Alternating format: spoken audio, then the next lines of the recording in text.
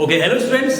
तो आज की वीडियो में हम बात करने वाले हैं इंग्लिश क्वेश्चन पेपर की कि इंग्लिश का क्वेश्चन पेपर कैसे सॉल्व किया जाए। ठीक है, कल 15 तारीख है, कल 10th क्लास का बोर्ड का पहला आपका पेपर है जो कि है इंग्लिश का। ठीक है, तो बच्चों के पास प्रॉब्लम ये आ रही है, मतलब बच्चों को लास्ट तक ये प्रॉब्लम आ रही है कि सर हम अटेंड कैसे करें, कौन सी चीज पहले लिखे, कौन सी चीज बाद में लिखे, कितना लिखे, ठीक है, और क्या क्या वर्ड यूज करें। बार बार ये चीज आ रही है बच्चों से। ठीक है, तो आज की वीडियो में प्रॉपर ये देखेंगे कि आपको इंग्लिश का जो क्वेश्चन पेपर है वो कैसे सॉल्व करना है ताकि आपको मैक्सिमम मार्क्स मिल सके। ओके, बहुत बेसिक चीज है, अगर इस तरह से करेंगे तो आप बहुत ही अच्छा स्कोर कर पाएंगे। ठीक है, स्टार्ट करते हैं। इंग्लिश जो होता है आपका, ये डिवाइड है आपके 4 सेक्शन में, हमने गिरा है। ठीक है, 4 सेक्शन में कौन कौन सा है। सबसे पहला जो पोर्शन होता है आपका वो होता है रीडिंग का। यस, जो आपके पैराग्राफ्स आते हैं, अनसीन पैसेज होते हैं, कॉम्प्रिहेंसिव होते हैं, वो होता है आपका रीडिंग पोर्शन। बेहतरीन एकदम। सेकंड पोर्शन आपका चलता है राइटिंग का, भाई वही लेटर हो गया आपका, बाकी चीजें हो गई, राइटिंग चलता है। ठीक है, थर्ड पोर्शन आपका आता है ग्रामर का। भाई आसान नहीं है, ठीक है, मुश्किल हो जाती है बहुत ज्यादा। चौथा आपका आता है लिटरेचर। ठीक है, चौथा आता है आपका लिटरेचर का। Okay, that's fine.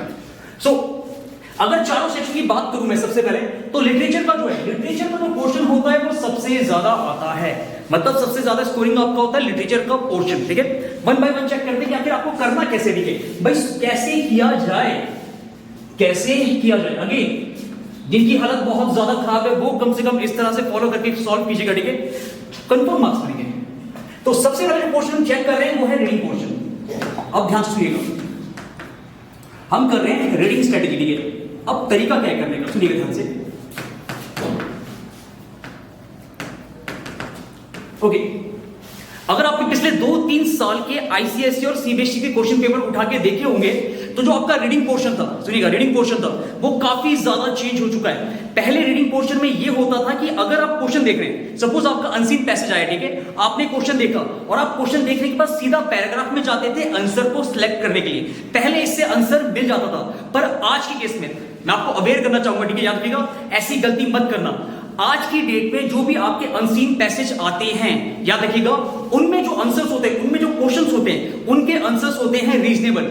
अगर आपको लग रहा है कि आप क्वेश्चन देख के सीधा आंसर लिख देंगे तो आप बहुत बड़ी गलती कर रहे हैं। इसका सबसे अच्छा तरीका यह है कि आपको अनसीन पैसेज होता है आपका, आपको 1 से 2 बार कंफर्म बहुत बेहतरीन तरीके से उसे पढ़ना है, मतलब कि समझना है। ठीक है, अगर आपने पैराग्राफ नहीं समझा तो आप स्कोर नहीं कर पाएंगे, आप गलत चीज में मार्क कर देंगे। अब लिटरली बच्चे क्या करते हैं जानते हो, बच्चे क्या करते हैं, बच्चे पैराग्राफ में पोर्शन में एक वर्ड देखते हैं, ठीक है, उसके बाद पैराग्राफ में देखते हैं एक वर्ड, पैराग्राफ में जहां वो वर्ड मिलता है वो सीधा पूरी लाइन छाप देते हैं, ले भयंकर पूरा आंसर लिख दिया एकदम से। ये स्कूल तक में चलता है पर बोर्ड की क्लासेस में नहीं चलता। जब आपकी कॉपी कहीं और जाती है, कोई और आपकी कॉपी चेक करता है जो आपको नहीं जानता है। ठीक है, बोर्ड में आप जानते हो आपके कॉपीज में नाम नहीं लिखे रहते, एक नंबर होता है, ठीक है, एक बार कोड होता है, एक नंबर चिपका होता है, बार कोड। आपको ये नहीं पता रहता कि कौन कॉपी है, कहां की कॉपी है, किधर की कॉपी है। एग्जामिनर जब हम कॉपी चेक करते हैं हमें कुछ पता नहीं रहता कि कॉपी कहां की है। ओके, तो ये गलती मत कीजिएगा।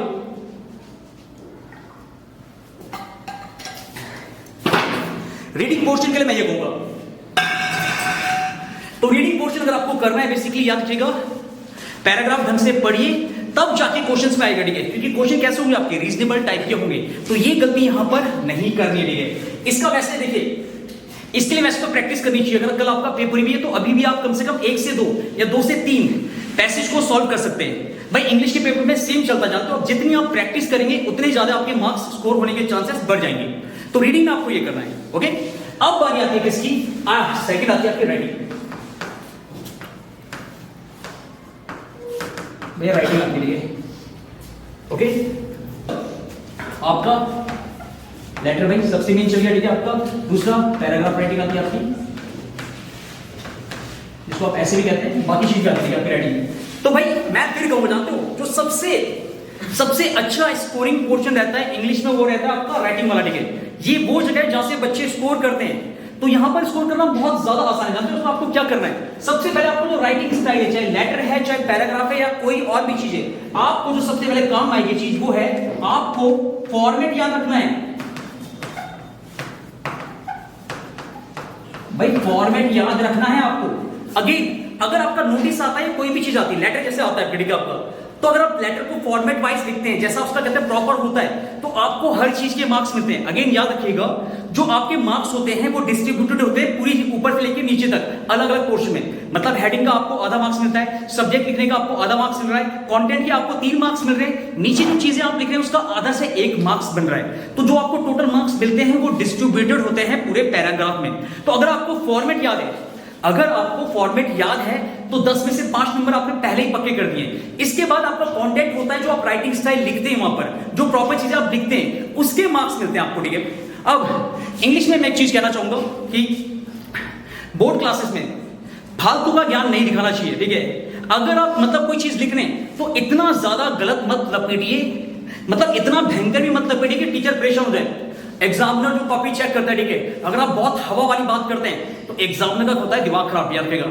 और अगर आपने एग्जामिनर को गुस्सा दिलाया जो आपकी कॉपी चेक कर रहा है, तो याद रखिएगा गुस्से में इंसान सही फैसले नहीं लेता है, आपके मार्क्स कंफर्म कटेंगे। तो इतनी ज्यादा भी मत लपेट दीजिए कि मतलब टीचर ही बोले कि ये तो खत्म है बिल्कुल। तो ऐसा इंप्रेशन नहीं पड़ना चाहिए। इसमें आपको फॉर्मेट याद रखना है, ठीक है। ये भी प्रैक्टिस वाइज चलता था, बट टाइम बिल्कुल कम है, तब भी एक बार आप प्रैक्टिस कर सकते हैं चीजों की, बेसिकली इनकी प्रैक्टिस कर सकते हैं, ठीक है। तो राइटिंग वाले पोर्शन में मैं इतना ही कहूंगा बेसिकली कि आपको क्या है, फॉर्मेट याद रखने सबके, कंटेंट आप थोड़ा बहुत लिख लेंगे, ठीक है। और इसके अलावा अगर आपने नोट्स बनाए हुए जानते हो तो आपने डिफरेंट काइंड्स के लेटर का फॉर्मेट बनाया होगा, आपको वो भी याद रखना है। भाई साफ सी बात है, अगर आपने फॉर्मेट याद रख लिया 5 से 6 मार्क्स आपके कंफर्म आ जाएंगे। आपको उसके बाद क्या करना पड़ेगा, कंटेंट पे ध्यान देना पड़ेगा, ओके। ये था आपका फॉर्मेट सेकंड वाला। अब थर्ड आते हैं हम किसमें, ग्रामर में।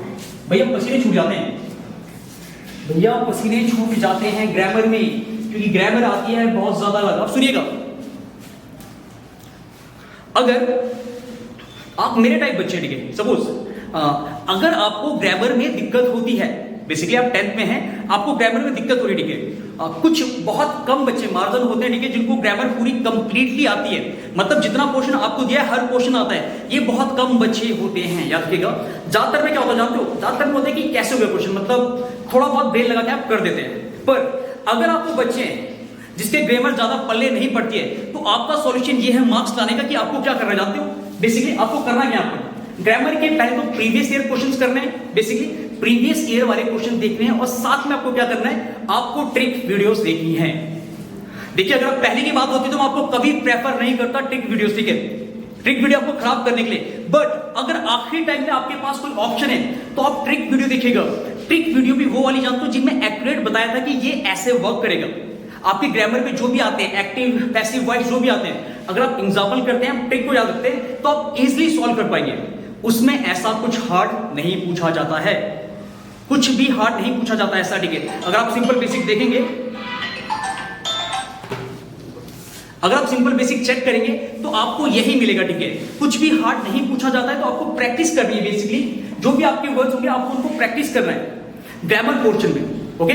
प्रैक्टिस के थ्रू ही ये हो पाएगा। और आपको ट्रिक्स देखनी है कि कहते हैं किस तरह से ये जो भी चीज है, कोई भी ग्रामेटिकल आपकी चीज आ रही है, उनको किस तरह से हम सॉल्व कर सकते हैं। और हाँ, इसमें एक चीज बताना भूल गया था मैं, राइटिंग पोर्शन में यहां पर स्पेलिंग मिस्टेक बिल्कुल मत कीजिएगा,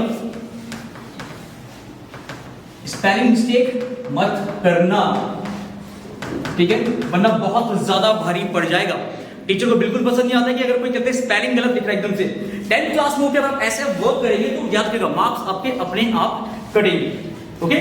तो ग्रामर का भी यही मेथड था भाई, आखिरी टाइम में तो यही कर सकते हैं, इससे ज्यादा नहीं हो सकता कुछ। अब आते हैं लिटरेचर में, भैया सबसे ज्यादा इंपॉर्टेंट,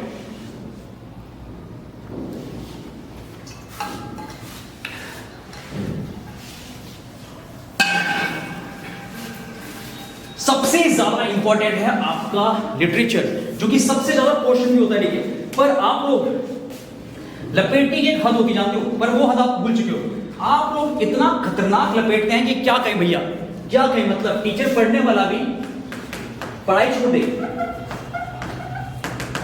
ठीक है। लिटरेचर अब सुनिएगा, बच्चे एक्चुअल में जानते हो प्रॉब्लम शेयर करते हैं, कहते हैं कि यार हमने लिटरेचर मैंने भर भर के आंसर लिखा था, मतलब मैंने आंसर लिखा था भैया 2 लाइन का पूछा था, मैं 4 लाइन लिख के आ रखा था मैं, पर मेरे को मार्क्स नहीं मिले, मेरे को इंग्लिश में उतना अच्छा स्कोर नहीं हुआ जितना होना चाहिए था। आखिर गलती कहां पर होगी? मेरे को इंग्लिश पूरी आती है, ठीक है, मैंने इंग्लिश बहुत बेहतरीन तरीके से लिखी थी, पर फिर भी मुझे मार्क्स नहीं मिले। दिक्कत कहां पर थी? ठीक है, ये प्रॉब्लम कहां पर क्रिएट हुई बताइए भैया आप में से। लिटरेचर में मार्क्स कर रहे हैं जबकि आपको सब कुछ आता है, तो ये प्रॉब्लम कहां से स्टार्ट हुई? कौन बताइए जल्दी।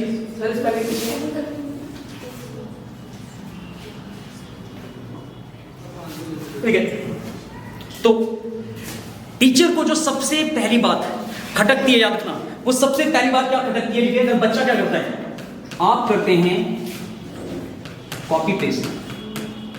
भाई कंप्यूटर की बात नहीं कर रहा, मैं बात कर रहा हूं इसकी। अब सिचुएशन लीजिएगा, सपोज आपके पास एक क्वेश्चन आया, ठीक है, आपके पास किसी चैप्टर से एक सिंपल क्वेश्चन आया, ठीक है, कि इसने क्या वर्क किया था, बेसिकली आपके पास ऐसा क्वेश्चन आया, ठीक है, ओके, और एनसीईआरटी में जो आपको क्वेश्चन दिया था, जो आपने याद किया था, वो इससे सिमिलर मिलता हुआ था, मतलब लैंग्वेज मिल रही थी पर आंसर अलग था, पर आपने क्या किया, आपको वो याद था तो आपने उसके चक्कर में इसको लपेट दिया। मतलब जो क्वेश्चन आपका पूछा नहीं था, रुकिए बैठेगा, जो क्वेश्चन नहीं पूछा था आपने उसके चक्कर में दूसरा आंसर लिख दिया उसमें कि कोई नहीं, कुछ मार्क्स तो मिल जाएगा। ऐसी गलती मत कीजिएगा, ये बताता है कि आप कितने केयरलेस हैं, ये बताता है कि आपको नॉलेज नहीं है इंग्लिश का। क्वेश्चन में कुछ और पूछा जा रहा है और आपको जो आंसर है आपने लपेट दिया। ये पहली मिस्टेक होती है, ये होती है पहली मिस्टेक, ठीक है। अभी है समरी पढ़नी है और पीवाईक्यूज, प्रीवियस ईयर के क्वेश्चंस आपको लगा रहे हैं, याद रखिएगा, तब जाके आपका बेटरमेंट हो पाएगा कुछ, ठीक है। जब आप समरी पढ़ेंगे और प्रीवियस ईयर के क्वेश्चन पढ़ेंगे तब आपको पता चलेगा कि कौन कौन से क्वेश्चंस इसमें आते हैं, ठीक है। तीसरी चीज, भाई अंग्रेज बनना कब के लिए, ठीक है, अगेन ओवर नॉलेज, मतलब ज्यादा इंग्लिश होगी, ज्यादा इंग्लिश शो ऑफ मत कीजिए। भाई साफ सी बात जानते हो, कुछ बच्चे क्या करते हैं, कुछ बच्चे कहते हैं क्वेश्चन में सिंपल सा 2-3 लाइन का पूछा होता है और वो कहते हैं कि हमें तो इंग्लिश आती है, वो धक्का पे लिखते रहते हैं, मतलब 2 लाइन का पूछो ना, 5-6 लाइन पूछिए, 5-6 लाइन लिख रहे हैं, ठीक है। अब सुनिएगा, एग्जामिनर, एग्जामिनर मतलब जो टीचर, भाई साफ सी बात है, उससे आपसे ज्यादा नॉलेज होगा, ठीक है, पर आप टीचर को क्या दिखाने जाते हो कि मुझे चलो बेसिक तो आता है, पर मुझे ये भी आता है, भाई मुझे ये भी आता है, मैं ये भी कर दूंगी, मैं वो भी कर दूंगी, ठीक है।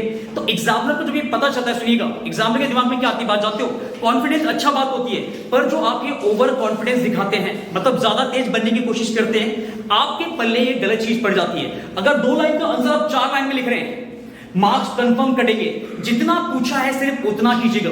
अगेन इंग्लिश में भी यही कहूंगा, बाकी सब्जेक्ट में भी यही कहूंगा, फालतू लिखना छोड़िए, फालतू लिखना ही आपके मार्क्स कटाते हैं, फालतू लिखना ही आपके मार्क्स कटाते हैं। अगर 2 लाइन का कह रखा तो 2 लाइन लिखिए, 5 लाइन क्यों लिख रहे हो, टाइम वेस्ट क्यों कर रहे हो, ओके। सेकंड चीज होगी यहां पर, इसके बाद आपका स्पीड का पोर्शन, स्पीड, भाई ये भी प्रैक्टिस से आते, ठीक है। अगर स्पीड सही नहीं हुई, अगर स्पीड सही नहीं हुई तो आपका पेपर कंफर्म छूटेगा, क्योंकि लिटरेचर में आपके बहुत सारे क्वेश्चंस होते हैं, ठीक है, जिनको आप जल्दी जल्दी करना चाहते हैं, तो आपको स्पीड भी मेंटेन करनी पड़ेगी। और कैसे, आपको घड़ी, मतलब जैसे दिखता है ना टाइमर आपके पास होता है, आपको इस तरह से प्रैक्टिस करके स्पीड आपकी इंक्रीज करनी है। ओके, क्या था,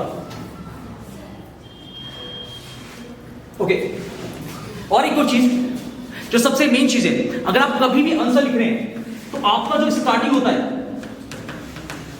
स्टार्टिंग आपका बहुत ज्यादा अच्छा होना चाहिए, एकदम एक्सीलेंट टाइप होना चाहिए। स्टार्टिंग मतलब कभी का टीचर क्या करते हैं जानते हो, आपकी पहली 2 लाइन पढ़ते हैं और उससे आपको जज कर लेते हैं कि आपको कितना आता है। अगर आपने पहली 2 लाइन, कोई क्वेश्चन है, अगर आपको पूरा नहीं आता बट आपको 2-3 लाइन उसकी बेटर आती है, तो पहले वो चीज लिखिएगा जो असली क्वेश्चन में पूछी गई है, उसके बाद आप थोड़ा मिलता जुलता, मतलब 3-4 लाइन के बाद मिलता जुलता आप लिख सकते हैं। इससे टीचर के दिमाग में ये आ जाता है कि हाँ भाई इसको कुछ ना कुछ तो पता है, मतलब इसको पता है कुछ ना कुछ, और ये क्या करेगा, स्कोर कर सकता है। और इसके बाद जो सबसे मेन चीज आती है भैया राइटिंग, वो भी राइटिंग कैसी, आपका राइटिंग स्टाइल।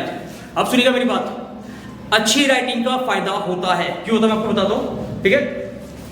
आपने देखा होगा, जानते हो, अगर हमारे साथ कोई अच्छी चीज होती है, अगर मैं जैसे आप बाहर जा रहे हैं, ठीक है, आपने कोई अच्छी राइटिंग देखी तो हमारा दिल खुश हो जाता है एकदम से, मतलब अच्छे मूड में आ जाते हैं हम एकदम से, हम देखते हैं अरे वाह क्या लिखा है, क्या बेहतर लिखा है इसने, ठीक है। और हम क्या करते हैं जानते हो, जैसे आपको अच्छी राइटिंग मिलती है किसी की, तो दिमाग में क्या जाता है, जब पॉजिटिवनेस जाती है, पॉजिटिव मेंटलिटी आती है, अरे भाई इसने ऐसा लिखा है, भाई बढ़िया होगा पढ़ने में, ठीक है। इससे क्या होता जानते हो, इससे आपकी कमियां छुप जाती हैं। अगर आपकी गलतियां भी होती तो टीचर उसको नजरअंदाज कर देता है, क्योंकि आपकी राइटिंग इतनी अच्छी है।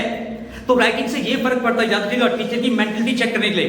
मतलब याद रखिएगा, अगर टीचर खुश है तो कॉपी चेक करते हुए आपके लिए बहुत फायदा होगा। बट अगर टीचर आपकी राइटिंग देख के समझ नहीं आ रहा है तो आपको बहुत ज्यादा नुकसान होगा, बहुत ज्यादा नुकसान होगा।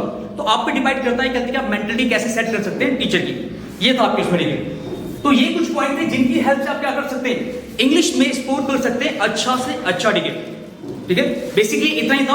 और अब लास्ट टाइम हम रिवाइज ही कर सकते रहिए। तो ये कुछ मेथड से जिनकी हेल्प से याद रखिएगा, जिनकी हेल्प से आप कंफर्म इंग्लिश में अच्छा स्कोर कर सकते हैं। आई होप आपको समझ आएगा। ठीक है, thank you for the time, all the best. ठीक है, ऑल द बेस्ट एवरीवन।